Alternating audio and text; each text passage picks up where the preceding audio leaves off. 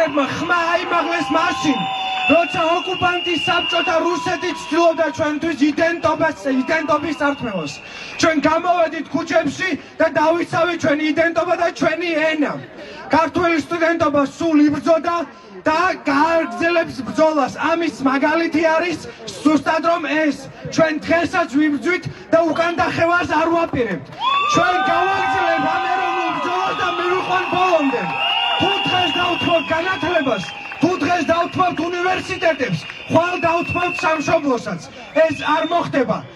აკადემიური სივრცე იქნება თავისუფალი, ისევე როგორც უნივერსიტეტები იქნებიან თავისუფალი და ისევე როგორც საქართველო იქნება თავისუფალი. ვერც ერთი კატამარანი ვერ გაუძლებს სტუდენტური წინააღმდეგობის ტალღას.